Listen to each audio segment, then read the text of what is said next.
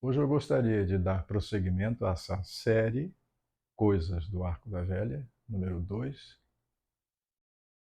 apresentando questões que, a meu ver, valem mais do que respostas.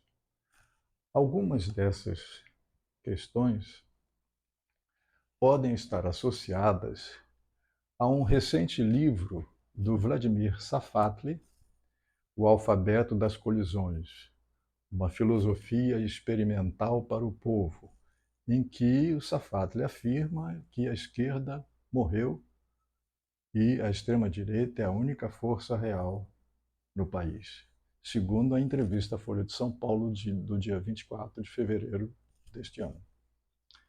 Então, a ideia é até um pouco antiga, não é?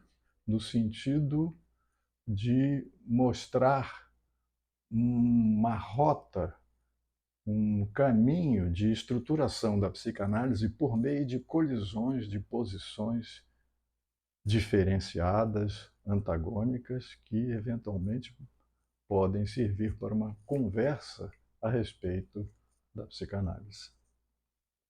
Então, a ideia é dar um testemunho de uma experiência de vida. Bom, a primeira frase que me provocou um espanto, segundo o entendimento das coisas do Arco da Velha, né? Coisas que são antigas e espantosas, insólitas, é essa afirmação do M.D. Magno de que a prostituição não é a mais antiga das profissões, é a única. Isso ele diz no seu livro Economia Fundamental. Já num outro livro, além deste da Economia Fundamental, num outro livro, O Sexo dos Anjos, a Sexualidade Humana em Psicanálise, o Magno já havia defendido a tese de que o inconsciente é capitalista e de que não haveria um outro sistema social, não haveria uma outra formação social. Desde a mais remota antiguidade, se há relações que implicam dinheiro, se trata de capitalismo, segundo ele. Transformação de toda a força de trabalho em mercadoria. Isso, segundo ele, sempre ocorreu e provavelmente sempre ocorrerá na perspectiva do Magno. Eu publiquei na revista ermiracultura.com.br um artigo indagando sobre essa posição. Será mesmo que o inconsciente é capitalista? Então, a ideia é uma abertura para a discussão. Um tema, aliás, que fizemos numa das jornadas da Fazenda Freudiana de Goiânia. Aqui eu tenho uma espécie assim de o meu alfabeto de colisões. Colisões no sentido de posições diferenciadas que se confrontam e podem vetorizar a psicanálise para uma posição mais ou menos avançada, do ponto de vista teórico, do ponto de vista prático, do ponto de vista clínico e também ideológico. Uma primeira colisão seria essa de Horus Vital Brasil, Magno e Catherine Millot, em que os três autores defendem perspectivas diferenciadas a respeito das relações entre a psicanálise e a pedagogia. Ela pode ser vista, essa questão, declinada no texto O Amor pelo Inapreensível, de minha autoria, publicado na revista Interação da Universidade Federal de Goiás. Uma outra oposição se deu entre o Magno e o Miller, o herdeiro do Lacan, a respeito de uma discussão sobre questões de direitos autorais, que, entre outras questões, que levaram à ruptura entre os dois autores. Eu escrevi um texto no Jornal do Brasil que se chamou A Missão Francesa, abordando esse conflito de interesses de uma Europa e de um país sul-americano. É bom lembrar, por exemplo, que há certas posições ideológicas bem destacadas, por exemplo, dos vários autores, né? O Horus Vital Brasil tinha uma frase que o definia ideologicamente: sou um socialista histórico, eventualmente histérico. No livro Lacan, Elucidado, a palestra de Miller no Brasil, Miller faz uma crítica muito severa ao Magno, a respeito até mesmo da roupa que ele costumava usar, que era sempre de preto. Ele acha isso estranhíssimo. Diz o Miller que o Magno não fez mais do que 20 sessões com Lacan e que atendia a um lado de espetaculosidade do Lacan. Ele é muito severo na crítica que faz à posição do Magno. Aqui também nós temos uma célebre colisão entre o Hélio Pellegrino e a IPA, que o expulsou juntamente com Eduardo Mascarenhas. Essa crise foi descrita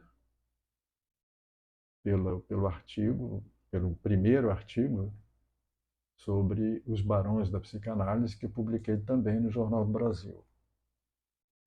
Em decorrência dessa discussão, dessa crise na psicanálise, ou o entendimento de que a psicanálise é a crise, estamos sempre em crise de entendimento em relação à psicanálise, e isso, de uma certa perspectiva, é muito bom, que faz com que ela não fique estagnada, né? Em decorrência dessa crise a respeito dos barões, houve uma polêmica entre o filósofo Jacques Derrida e o psicanalista Jean Alouche. Derrida tinha convocado os Estados Gerais da Psicanálise, a que compareceram inúmeros brasileiros, apresentaram dezenas de trabalhos, né, para discutir a questão da crueldade contemporânea, inclusive a tortura como método de política do Estado, né? E isto provocou uma série de reações, entre elas a do psicanalista Alouche, que no seu livro A Etificação da Psicanálise, ele tende a defender um ponto de vista que considera a pretensão de Derrida de se apresentar como uma espécie de sucessor de Lacan como a grande calamidade. Isso está, inclusive, na capa do livro, Calamidade. Quer dizer, a questão da tortura a denúncia da tortura passa para um segundo plano. O mais escandaloso é essa pretensão do Derrida de se apresentar como o sucessor de Lacan.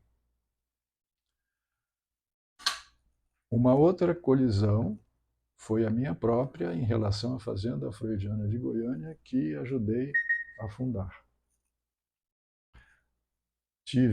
Por uma série de desentendimentos, tive que romper com o que lá acontecia, e não culpo pessoalmente ninguém.